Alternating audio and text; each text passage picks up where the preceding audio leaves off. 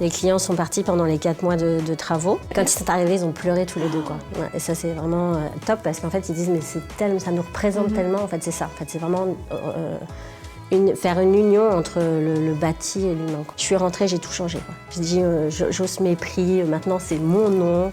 On prend un showroom.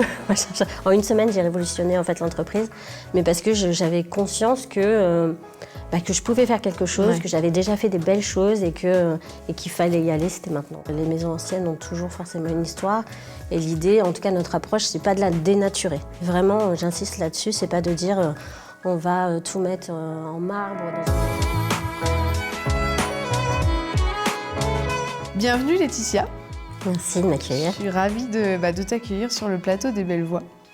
Je suis ravie d'être là. Alors la première chose que je demande à mes invités, c'est de se présenter en quelques mots, à la fois du côté perso et professionnel. Et après, on approfondira dans l'interview. Ok. Donc je suis Laetitia Lepetit, j'ai 47 ans cette année. Je suis maman de 2 grandes filles, donc 24 et 20 ans. Je suis mariée et je suis architecte d'intérieur. Je travaille avec mon mari, qui est artisan et qui m'aide aussi dans le suivi de projet. Et on a lancé la société il y a 13 ans maintenant. Voilà. Société qui s'appelle Elle Décor. J'ai une tradition dans les Belles Voix, c'est que je commence toujours par donner des objets à mes invités. Ok. Et l'idée, en fait, c'est d'en savoir un peu plus sur toi à travers ces objets. Ok. Alors, le premier. Ça te fait rire. Je ne pouvais pas passer à côté. Je trouve ça trop mignon. Ouais, je suis un petit peu c'est un chat. addict au chat. J'ai piqué à ma fille aussi celui-là. Ouais. Mais... Parfait. Est-ce que je peux le garder? Non. Là, je crois que je lui ai promis que ce soir tout retourner dans sa chambre. Je vais lui rendre.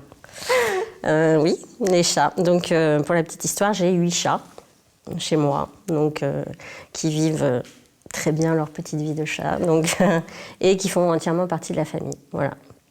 Donc tout se passe très bien, ils sont très bien éduqués, ils dorment à la maison. Et ils sont vraiment plus comme des chiens que comme des chats d'ailleurs. Enfin, c'est vraiment, voilà. Mais oui, ça fait vraiment, les animaux font partie vraiment entièrement de ma vie. Ouais. Voilà. Avec des petits aménagements spéciaux, je suis sûre. Eux, ils n'ont pas d'aménagement. Eux, ce qu'ils kiffent, c'est les cartons. Donc, t'as beau faire tout un tas de trucs. Mais c'est vrai que dans mon métier, comme je partage beaucoup mes chats aussi sur mes réseaux, je suis régulièrement contactée pour des agencements sur mesure, en fait, pour les chats. Donc, vraiment penser pour leur utilité. Et beaucoup pour des gros chats, en fait. Mes clients ont souvent des Maine Coon. Donc, ça demande, en fait, un agencement bien particulier, donc voilà. Mais à chaque fois que j'ai un prospect ou quelqu'un qui m'appelle, enfin quand je vais chez eux, ils me disent on a vu que vous avez des chats, ils sont trop mignons. Donc c'est la petite histoire. Donc ça permet de mêler tes 2 passions. Du coup. C'est ça. Exactement. Je vais le reprendre et te donner le deuxième objet, bon là qui est plus en lien avec. J'ai pris tout un tas, mais en fait c'était pour. Voilà, les crayons de couleur. Les crayons de couleur, oui. Ouais. Bah oui, ça fait partie aussi de ma vie, de mon apprentissage aussi. Donc moi, j'ai toujours dessiné depuis toute petite. Depuis enfant, voilà, c'était ça que j'avais comme question. C'est quelque chose que tu avais déjà... J'ai toujours dessiné. J'ai passé mon temps et à lire et à dessiner d'ailleurs, donc j'étais vraiment absorbée par ça et j'ai jamais pris de cours, mais effectivement ça m'a rattrapée dans ma vie professionnelle. Je suis de base en fait moi de formation plutôt comptable, mais j'ai fait un BTS comptable dans une entreprise de construction et en fait à chaque fois j'allais voir le dessinateur, on dessinait, enfin ça a toujours été comme ça et j'ai toujours travaillé en fait dans la construction ou en tout cas dans la rénovation. Et je me retrouvais systématiquement à faire des plans et des croquis et des choses comme ça. Et dans ma formation d'architecte d'intérieur, en fait, au tout départ, on faisait que du dessin à la main. Il n'y avait pas vraiment forcément la partie logicielle, en fait, en tout cas. Et donc, mes premiers projets étaient à la main. Donc, quand il fallait faire des modifs, forcément, c'est pas en un clic. Donc, mais en tout cas, c'est le vrai plaisir. Et j'ai repris dernièrement aussi, parce que ça manquait, j'ai repris aussi l'aquarelle. Donc, ah, d'accord. Et ma fille dessine, ma grande aussi dessine, ouais. On parlait justement du fait que tu as commencé à dessiner dès ton enfance. Moi, j'aime bien poser la question de comment tu voyais le monde quand tu étais enfant. Est-ce que tu te souviens de ce qui te touchait ? Ouais. la nature, en fait. Moi, vraiment, ce rapport à la nature, en fait, j'avais vraiment besoin de me sentir en unité, en fait, avec l'extérieur. Donc, je dessinais beaucoup, en fait, des arbres, des chevaux, des animaux. Enfin, voilà. Donc, j'ai toujours habité en campagne. Je suis normande de base. Donc, c'est vrai que ça faisait vraiment partie de ce qui m'inspirait et ce qui m'apaisait aussi. Tu parlais tout à l'heure du fait que tu as évolué dans le bâtiment à travers la comptabilité et la partie commerciale. Plutôt commercial, oui. Plutôt commerciale, Ouais. Donc en tant que salarié. C'est ça, ouais, Voilà. tout à fait. Quel a été le vrai déclic finalement pour créer ton entreprise? En fait, quand je suis arrivée en Bretagne il y a 14, 15 ans, je ne sais même plus, j'étais donc sur la partie commerciale dans une agence de menuiserie intérieure, donc à Vannes. Et ça se passait très bien. C'était une entreprise qui avait été rachetée. Et au bout d'1 an et demi, en fait, ils ont déposé le bilan. Donc je me suis retrouvée un petit peu à ne plus savoir quoi faire. Et c'était pas forcément... je voulais pas toujours être secrétaire commercial ou commercial. Et j'avais la possibilité en fait de pouvoir faire des formations. Donc je m'étais dit mais quoi faire Donc mon mari me dit mais c'est évident en fait. Reprends le dessin. Il y avait une école d'archi en fait à Vannes donc qui proposait des formations. Et ça a été vraiment très spontané. En fait c'était naturel en fait. Donc j'ai repris les bancs de l'école avec des jeunes gens, beaucoup plus jeunes que moi. Mais c'était vraiment très très sympathique. Et d'abord avec une formation de décoration intérieure et puis avec un complément en architecture intérieure. Donc là, j'ai eu des cours de dessin aussi, vraiment du dessin, pas architectural, mais vraiment du dessin, de statue, vraiment des cours de dessin. Et ça m'a vraiment beaucoup beaucoup plu aussi. Et donc, une fois mon diplôme obtenu, en fait, on a tout de suite lancé la société. Donc, avec ton mari, avec mon mari, qui est artisan. C'est ça. Voilà. Vous donc, au départ, on travaillait que tous les deux. Complémentaires, ouais. Ouais, tout à fait. Et très vite, en fait, j'ai voulu refaire une formation plus poussée, donc un module architecture d'intérieur, donc aussi pour complémenter ma formation de base. Et j'ai refait une formation maîtrise d'œuvre sur 1 an, une fois que l'agence était lancée, vraiment pour avoir le côté très technique aussi. Voilà, pour faire le suivi de chantier. Ouais. Pour avoir toutes les cordes à ton arc. C'est ça, pour tes projets, quoi. C'est ça. Tu interviens auprès des particuliers et des professionnels, c'est ça? Oui, tout à fait. C'est quoi le pourcentage? 70% de particuliers, en fait, sur la rénovation, plutôt rénovation totale d'ailleurs. D'accord. Et puis après, le reste, essentiellement sur de l'hôtellerie-restauration. Et on vient de terminer tout juste là, l'opticien du Poulefin à Séné, donc sur une remise au goût du jour, on va dire. Donc voilà, c'est plus sur ce modèle-là. Ouais, donc ça peut être aussi des boutiques, pas que l'hôtellerie. Voilà. Il n'y a pas de non. limite sur le type de chantier que je tu fais peux des faire. cabinets d'avocats. Enfin voilà, donc là je suis consultée sur Paris pour un cabinet d'orthodontiste. Donc voilà, c'est divers et varié. Tu as un réseau qui est assez élargi. Je voyais Genève aussi. Oui, c'est ça. Donc là, on est en consultation sur un projet à Genève. C'est chouette. Ouais. Je m'interrogeais, moi, sur le choix des matériaux ou effectivement des objets de décoration que tu utilises, notamment les matériaux. Est-ce que le choix, c'est plutôt le côté esthétique, éthique, durabilité, réseau local? Est-ce que vous avez vous êtes mis une sorte de directive par rapport à ça, ou est-ce que c'est vraiment en fonction effectivement du besoin du client? Oui, c'est en fonction de la demande du client, en fonction du projet. Entre un particulier et un professionnel, déjà, les demandes et les attentes ne vont pas être les mêmes, les enjeux non plus. Donc effectivement, on a une recherche qui est peut-être, je ne vais pas dire plus pointue, mais en tout cas plus technique sur du professionnel. Et à l'identique, pour du particulier, on intervient aussi beaucoup sur des projets de rénovation ou de remaniement en fait, d'espace dans le cadre de la location. Donc effectivement, les matériaux vont être aussi pensés plus sur la durabilité, sur effectivement l'entretien. Mais en règle générale, ce qui nous anime dans un premier temps, c'est vraiment la recherche esthétique et le confort. C'est vraiment pour moi essentiel. J'ai pas envie que mes clients, pour moi déjà, j'ai pas envie personnellement d'être esclave de ma maison. Donc, et c'est vraiment une des politiques aussi que j'applique pour mes clients.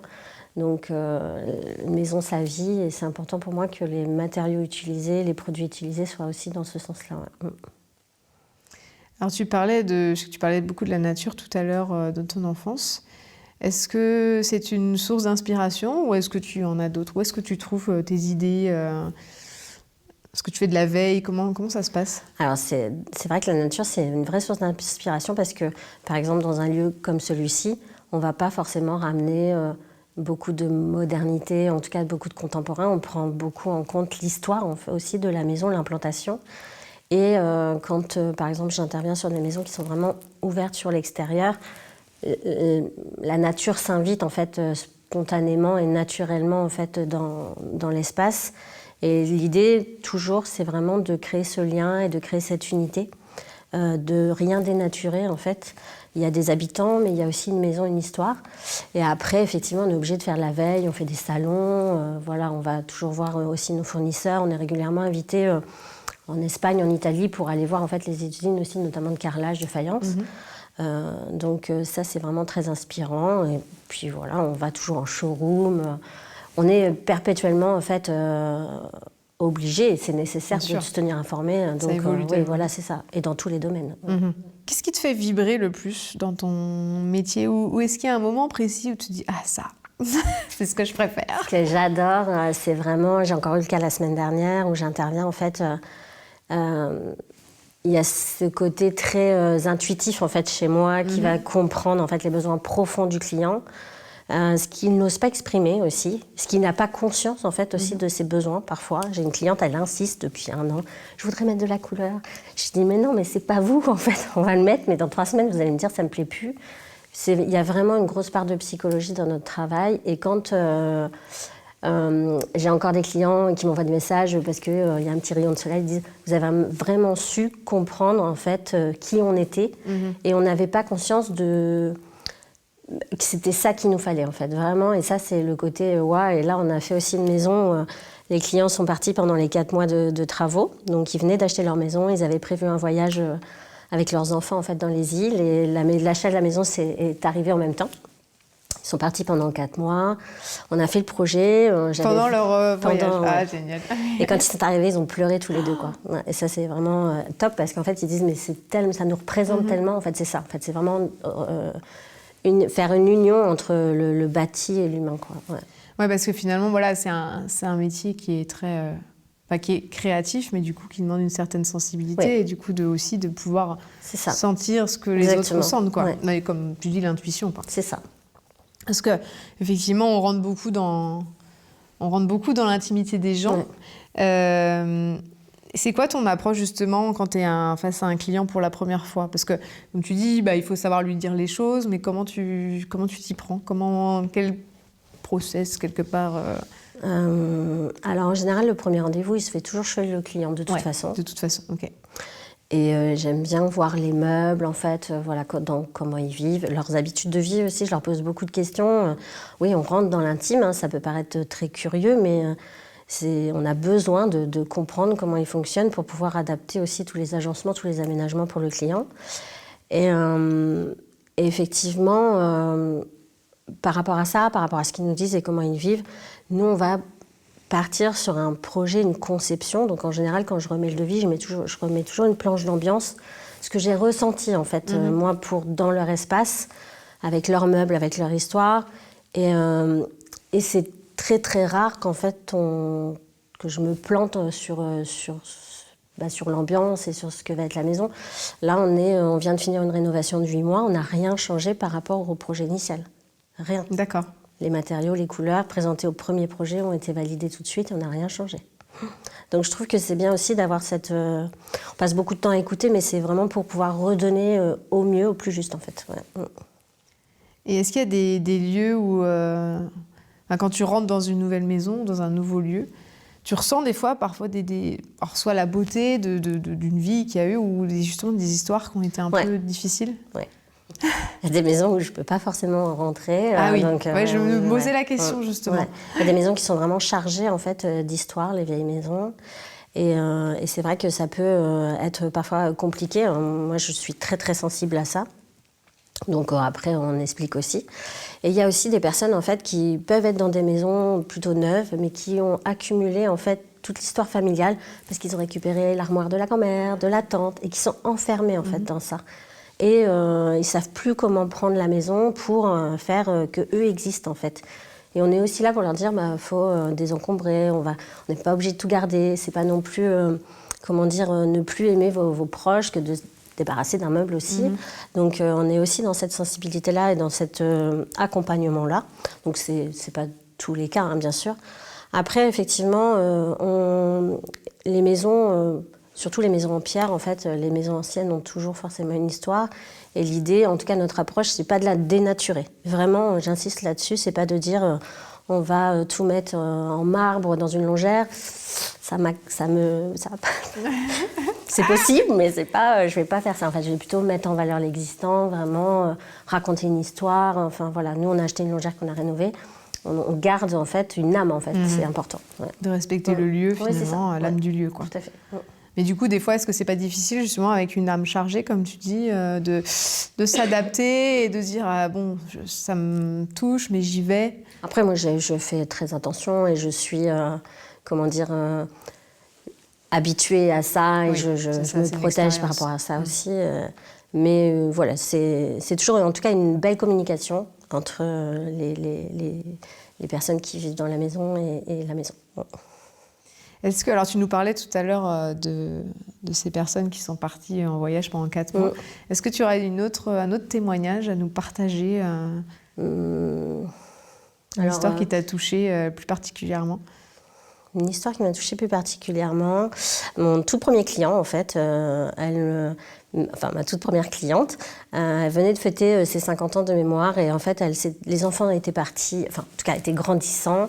Et il y avait encore, je me rappelle, la première boule de Noël de l'enfant qui avait 20 ans. Enfin, vraiment, c'était chargé de souvenirs, mais en même temps, cette maison, elle ne lui correspondait plus, en fait. Elle se retrouvait plus dans cet espace. Et en fait, c'était soit vous faites quelque chose, soit je vends la maison. On a beaucoup ce cas en fait, de personnes qui arrivent, je vais dire à 50-55 ans, les enfants sont grands, on a vécu en tant que parents dans cette maison, elle est chargée d'histoire, mais aujourd'hui on a d'autres besoins, d'autres envies, d'autres moyens aussi. Donc on a rénové, cassé, réagencé et elle est encore dans la maison aujourd'hui, donc c'est devenu des amis. Elle n'a rien changé, donc ça fait 13 ans. Donc à chaque fois que je dois acheter un truc, elle me dit « Est-ce que tu penses que ça... » Je dis « Mais une maison, ça vit, fais ce que tu veux en fait. » Donc, c'est chez toi. C'est ça. Mais c'est vraiment touchant parce qu'en fait, d'une maison qui ne plaît plus ou d'une personne où le quotidien est devenu lourd presque en fait, on redonne en fait de l'éclat, c'est sublimer l'existant en fait, voilà, c'est simplement ça. Tu as écrit, parce que moi je fouille beaucoup sur les réseaux sociaux, tout ça, pour en savoir plus sur mes invités. Tu as écrit, plus tu t'alignes, plus tu attires juste. Ouais. Est-ce que, toi, c'est une phrase que tu aurais aimé qu'on te dise quand tu t'es lancée? Parce que l'idée, c'est de savoir un petit peu, toi, comment tu as vécu tes premiers pas d'entrepreneur. Mes premiers pas ont été assez compliqués, je ne vais pas dire ça, mais plein d'interrogations, de ne pas être à sa place, le syndrome de l'imposteur et tout ça, surtout sur une reconversion. Oui, je pense qu'effectivement, d'être plus aligné, de se faire confiance et d'oser en fait. C'est vraiment important de se dire, de faire les choses pour soi et pas pour les autres. Je pense que... Et c'est être aligné de toute façon.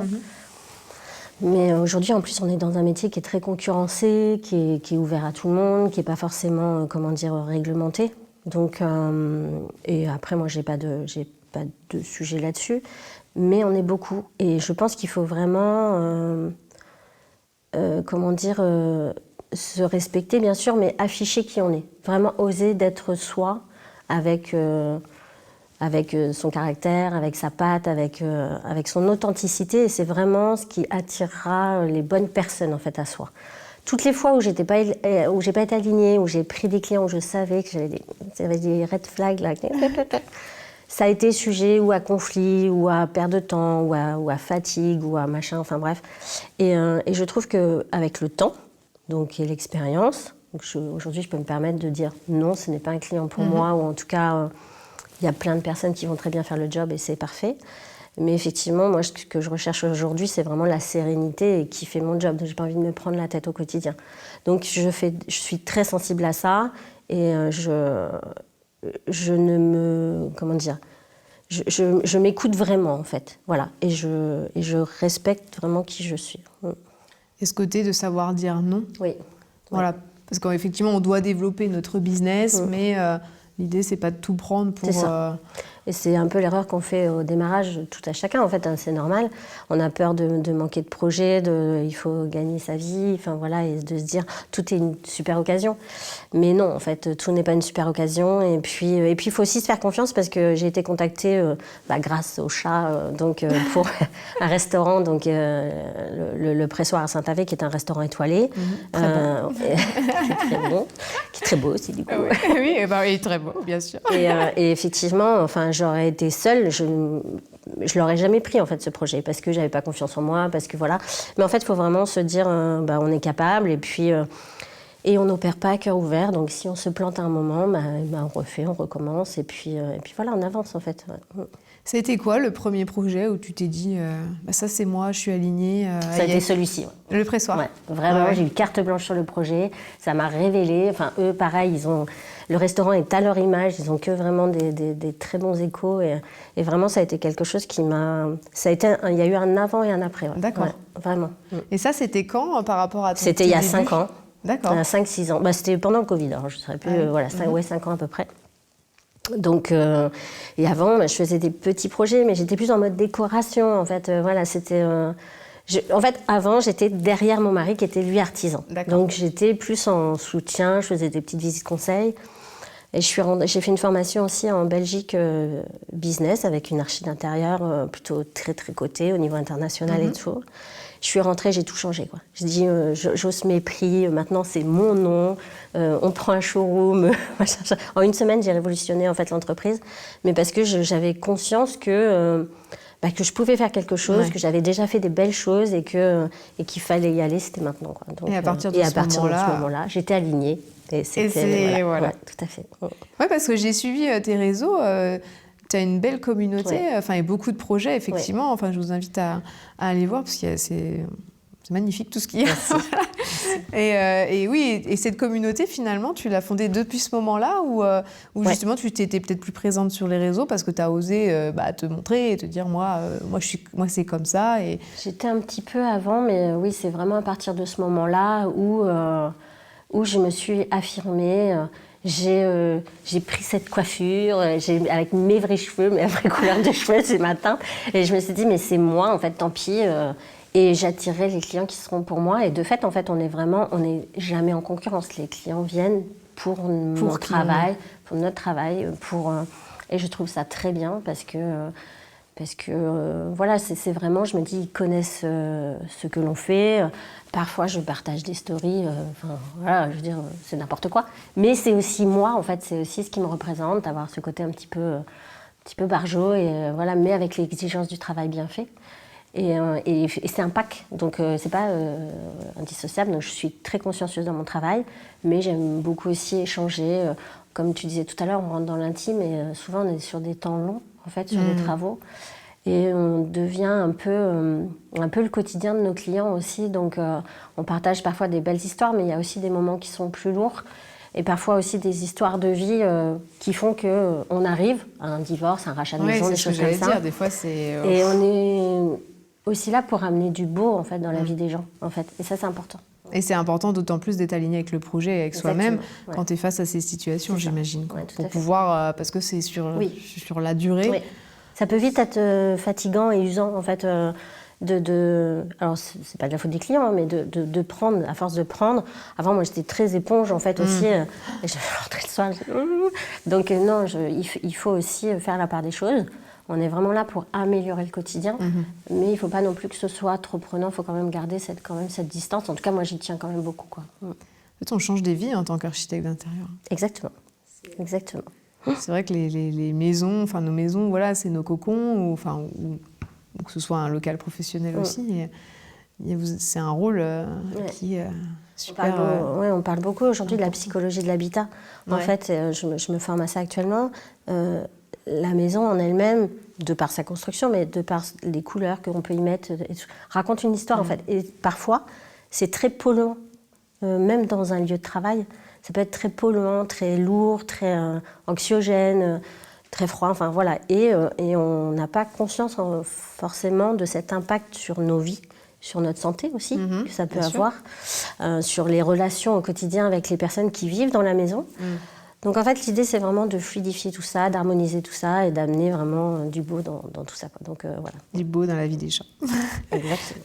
J'ai vu que tu avais créé Inside Agency. Ouais. Donc tu as un compte à côté J'ai un compte à côté, un compte Instagram. Enfin ça et du coup c'est un autre statut que tu as Non, ou pour l'instant, c'est plutôt... sur, sur la même société. Ouais. D'accord. Et là, donc c'est pour accompagner des décorateurs et des architectes d'intérieur, c'est ça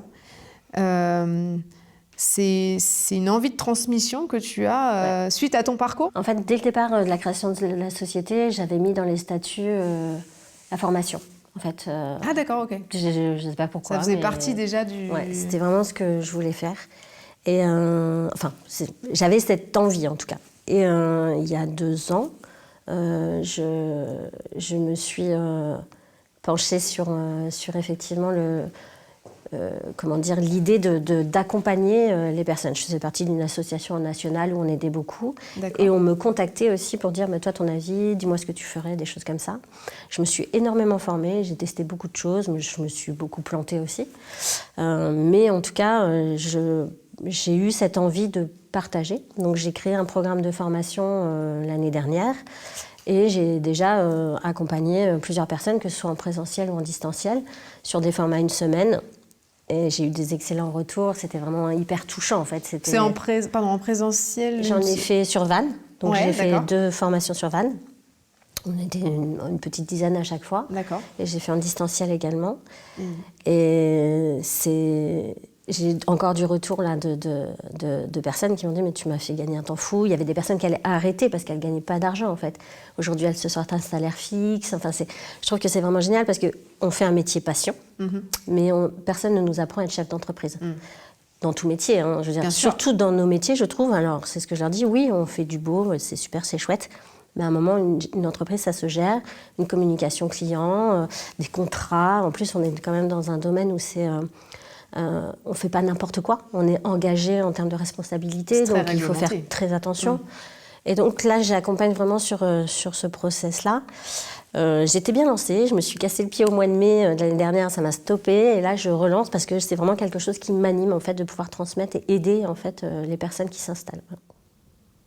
Parce que ouais, toi-même, finalement, tu aurais aimé aussi peut-être avoir cet accompagnement, ou du moins tu l'as trouvé via ta formation. J'ai trouvé, mais tardivement, en fait. Ouais. Tardivement, et je pense que ça m'aurait fait gagner bien 2 ans, en tout cas d'avancer, de confiance en moi aussi. Et après, je ne regrette pas du tout mon parcours, c'est pas ça fait que j'en suis là aujourd'hui. Bien sûr. Mais je pense que ça m'aurait beaucoup aidé. Et encore une fois, on est vraiment dans un domaine très concurrentiel. Il y a de tout, il y a beaucoup d'informations, mais là, j'amène aussi mon expérience, ce qui fonctionne, ce qui fait gagner de l'argent, ce qui fait gagner du temps, et ce qui permet d'éviter aussi beaucoup d'erreurs et beaucoup de risques aussi, parce que malgré tout, on n'est pas à l'abri d'être mis en cause très régulièrement, tous les jours en fait, dans notre métier. Donc il faut faire très attention. Bien sûr. Ouais. Justement, par rapport à cette formation, là, si un entrepreneur qui t'écoute, un architecte d'intérieur ou un décorateur, ce serait quoi, pardon, les 2 ou 3 tips là déjà que tu lui donnerais pour démarrer son entreprise ou avant de démarrer son entreprise? Alors, ce serait plutôt en démarrage. Moi, ma formation s'adresse plutôt aux personnes qui sont déjà installées et qui ont déjà un petit peu testé, en fait. Donc, mon premier conseil, ce serait vraiment de border en fait la communication client, border vraiment tout ton accompagnement, c'est-à-dire, parce que j'ai eu le cas, c'est ne pas répondre en dehors de tes heures d'ouverture. Le biais de communication, c'est ça, c'est pas une fois WhatsApp, une fois Instagram, une fois un texto et on fait un groupe WhatsApp avec toute la famille. Non, c'est pas possible. On répond pas le dimanche. Les allers-retours aussi sur les plans, de dire effectivement, voilà, on a 3 possibilités de changement qui n'engagent pas en fait l'entièreté du projet, parce qu'on peut vite être pris en fait dans ça. Et ce qui fait que le projet il est plus rentable, ce qui fait que c'est plus toi qui gères le bateau, c'est le client. Et à un moment, je l'ai fait, j'ai fait cette erreur aussi. Donc mais c'est vrai que de le faire dès le départ, d'amener ça, moi mes clients ils le savent dès le premier rendez-vous, c'est comme ça. Et si je trouve que c'est pas judicieux, je vous dirai non aussi. Enfin, je ne dis pas oui pour faire plaisir. Et quand c'est dit, quand c'est amené, les clients se disent « Ah oui, c'est carré, c'est pro, quoi. » En fait, il n'y a pas de... On ne va pas tergiverser, voilà, c'est ça. Et c'est ce qu'ils attendent aussi dans une gestion de projet. C'est pas on navigue au doigt mouillé. Et... Non, c'est carré, il y a un process. Donc ça serait vraiment ça, de ne pas dévaloriser son travail. Tu as un prix, tu as un juste prix. C'est pas la foire. Donc, et si le marché est à 80 € de l'heure, comme je peux te voir, et que si tu as envie d'être à 350 € ta prestation, fais-le. Mais par contre, délivre quelque chose. Je suis très sur l'expérience client. Et je pense que je fais partie des plus chers en termes de visite conseil, par exemple, sur le marché, mais je délivre un vrai produit avec un vrai projet, avec une expérience client. Une expérience. Et c'est l'important, en fait. Je pense qu'aujourd'hui, l'important, c'est la qualité de ce que l'on délivre. Donc, si on a envie d'être dès le départ avec un prix un peu plus haut que le marché, c'est OK. Tu travailles du coup avec ton mari qui est artisan, qui gère, c'est la partie seconde œuvre. Alors, il fait moins de travaux aujourd'hui, puisqu'on a toute une équipe d'artisans partenaires en fait. Mais il fait encore quelques travaux, notamment, il s'est formé au staff. Je ne sais pas si ça te parle. En fait, c'est toutes les corniches dans les vieilles maisons en plâtre, avec un vrai savoir-faire. Donc, il adore ça. C'est vraiment... restaurer le patrimoine aussi. Et puis c'est un travail très minutieux, donc ça lui correspond bien. Sinon, il fait de la peinture, plomberie, laquer, tout ça, tout son autre œuvre. Mais l'idée, c'est vraiment qu'il fasse de moins en moins. Et il m'aide en tout cas sur le suivi de chantier, puisque aujourd'hui, on a quand même beaucoup de chantiers en cours, donc faut être présent, quoi. Parce que vous êtes combien dans l'équipe On est 3. Vous êtes 2 archis intérieurs et du coup David qui est conducteur de travaux aujourd'hui. D'accord. Et donc effectivement, quand tu arrives sur un projet, tu sais déjà que tu as tout ton réseau d'artisans que tu vas conseiller. Tu travailles toujours avec les mêmes artisans, En fait, j'ai tout en triple, grosso modo. Donc, et en fonction du alors pas toujours des dispos, en fonction du projet, aussi, des parce que tout le monde n'a pas, par exemple, un peintre. Il y en a qui sont plus déco, il y en a qui vont plus être spécialisés dans un peu de panoramique, des choses comme ça. Et puis qui vont avoir les équipes pour faire du court terme pour du pro, par exemple. En fonction du caractère du client. Ah oui. Quand j'ai des clients qui sont présents en fait, sur le chantier, ça arrive beaucoup. Donc ils vivent dans leur maison. Et donc on sait qu'ils sont là, qu'ils aiment bien parler, et c'est normal, enfin c'est très bien. Mais je vais avoir des artisans qui vont être plus ou moins patients. Donc voilà, j'essaye toujours de mixer les équipes. En tout cas, ils se connaissent tous, ils ont tous déjà travaillé ensemble. Donc c'est très fluide et ils s'entendent tous très bien. Donc ça, c'est vraiment très très bien, en tout cas pour nos avancées de chantier. Et puis c'est rassurant à la fois pour toi et pour le client de savoir que c'est vraiment clé en main de A à Z. C'est exactement ça. Il y a pas de... Le client n'est jamais tout seul, en fait. On l'accompagne tout le temps pour choisir tout ce qui rentre dans le cadre de la rénovation. S'il y avait un lieu que tu aurais aimé décorer ou que tu aimerais décorer, genre ça j'aurais adoré le faire ou j'aimerais le faire, ce serait quoi? Un lieu n'importe où? Ouais, peu importe.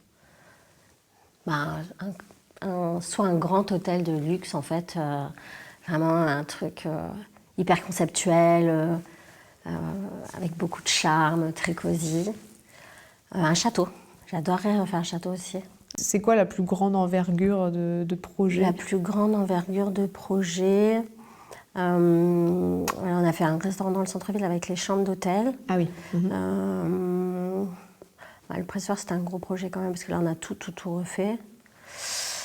Mais un château, quoi, sinon... un château. Enfin, vraiment, si j'avais fait un petit manoir... En fait, je n'aurais pas de projet type. C'est vraiment... parce que ce que j'aimerais, c'est qu'on me dise, voilà, en fait, ce qu'on me dit de plus en plus, c'est vraiment, vous avez carte blanche, créez quelque chose qui va être notre univers. Et on tend de plus en plus vers ce type de projet, et c'est génial. C'est un objectif ou c'est plutôt quelque chose qui se fait finalement naturellement en fonction de... C'est plutôt ce qui se fait naturellement parce que maintenant, de plus en plus, les clients nous disent, bon bah ok, voilà notre budget, voilà le délai imparti. Et on vous fait confiance. C'est vraiment le mot, on vous fait confiance, et ça, c'est génial. Enfin, il n'y a pas de meilleur retour. Ça, c'est top. Mais c'est vrai qu'après, je pense que tout me va. Là, l'appel sur le projet de Genève, c'est un très bel appartement.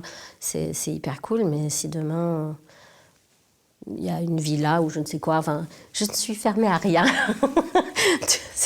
Tout me va. Mais c'est une volonté du coup de travailler à l'international ou à la nationale ou ça s'est fait un petit peu finalement avec le temps, les rencontres? Oui, c'est ça en fait. Là, du coup, on fait pas mal de formations, donc sur Genève et un petit peu partout. Et effectivement, en échangeant, les personnes sont sur place. Et aujourd'hui, ça reste quand même relativement facile de pouvoir se déplacer quand même. Donc non. Et puis, il y a 5 ans, j'aurais dit non à tout ça. On a été contacté déjà pour des projets en Corse ou des choses comme ça. Non. Ça va pas le faire. Mais j'ai été contactée il y a 4 ans. Les clients étaient à Hong Kong. Ils avaient acheté un restaurant sur Vannes. Il fallait déjà faire les travaux pendant qu'ils étaient à l'étranger. Au final, c'est très simple. Il y a les visios, les machins. Moi, mes équipes sont là. Et aujourd'hui, on peut tout faire. En fait, je pense qu'il n'y a pas de limitant. Ouais. Et vous menez combien de projets en même temps? On a toujours à peu près entre 20 et 25 projets en cours. Ah oui. Ah, ouais. Après, on a un petit peu de conception, c'est-à-dire que c'est des personnes qui font construire ou qui rénovent eux-mêmes. Alors, on a un artisan là qui rénove un appartement et on fait toute la partie plan, implantation, choix de matériaux et après on leur délivre. Ou alors, sur la partie construction, on travaille en parallèle en fait avec l'architecte ou le maître d'œuvre. Donc là, c'est des longs projets. C'est pas des gros projets, mais c'est des longs projets. On fait vraiment le relais entre le maître d'œuvre constructeur et puis effectivement le client. Et là, on va parler vraiment du gros œuvre et nous, on amène un peu de finesse aussi là-dedans, donc un petit peu de poésie. En tout cas, on apporte des réponses aux clients, donc ça, c'est cool aussi. La ligne éditoriale des Belles Voix, c'est... on parle de la pierre que l'on apporte à l'édifice en tant qu'entrepreneur à notre échelle pour apporter du positif dans un monde qui est parfois pas toujours très drôle. Toi, je pense que tu as un peu répondu, mais je me devais te poser la question parce que voilà, c'est l'objectif aussi du podcast. C'est comment toi, ça se traduit finalement concrètement dans ton activité? Est-ce que tu te sens emporter d'une certaine mission aussi à travers ton métier? Ouais. Il y a vraiment la notion de révéler, en fait. Alors, de transformer, mais de révéler. Pas seulement, je disais, révéler le bien, mais en fait, c'est vraiment à travers la maison, l'habitation, le lieu de travail aussi, révéler les personnes, en fait. Le plein potentiel est d'un lieu et d'une personne. Parce que vraiment, pour l'avoir vu plusieurs fois, même dans un lieu de travail, le sourire, même le côté vestimentaire change tout de suite, en fait. Vraiment, c'est assez incroyable. L'approche, c'est vraiment pas du tout la même chose. Et je reviens à la dame qui avait tous ces meubles de famille, là. Elle était enfermée, c'était très terne dans ses vêtements. Et quand je l'ai revue quelques mois après, elle était vraiment toute joyeuse, toute soulagée, en fait. Vraiment révélée. C'est vraiment ça. Et je pense que ça fait partie aussi du côté un petit peu mystique de mon travail, mais vraiment d'amener... s'il y avait une pierre à amener, ce serait celle-ci, en fait. Ouais, ouais, c'est hyper gratifiant, quoi. Ouais, tout à fait, ouais. Puis changer des vies c'est ça. À travers... C'est ça. Non, mais c'est vrai, on s'en rend pas forcément compte, tu vois, de l'extérieur. Mais c'est vraiment ça, quoi. Il y a un côté très psychologique et très... très empathique, en fait. Très empathique, ouais. On va passer aux questions signatures que je pose à chaque fois.